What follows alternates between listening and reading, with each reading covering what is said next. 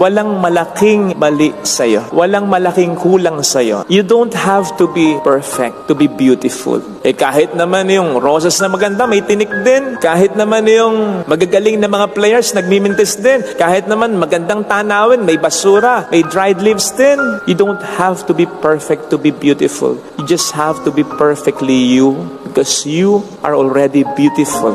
Yung mga kakulangan, kapintasan mo, bahagi yan ng kagandahan mo sapagkat minarapat ng Diyos na maging bahagi ito ng pagkatao. Again, no one is perfect. May mga kakulangan tayo. At yung kakulangan na yan, talagang dinesign ng Panginoon yan para kompletohin ka ng taong magmamahal sa iyo. Kung paanong kukompletohin mo rin ang kakulangan sa taong mamahalin mo. Pero hindi ibig sabihin, necessary dapat asawa mo. Tama namang iba yung pagmamahal ng isang asawa. Pero, kaya mo nasabi ang iba ang pagmamahal ng isang asawa, iba rin ang pagmamahal ng isang ina, ng isang ama, ng isang kapatid, ng isang kaibigan. Basta ang mahalaga, may mahalin ka at sa'yo ay may magmahal talaga. Na sigurado namang meron, naniwala ka.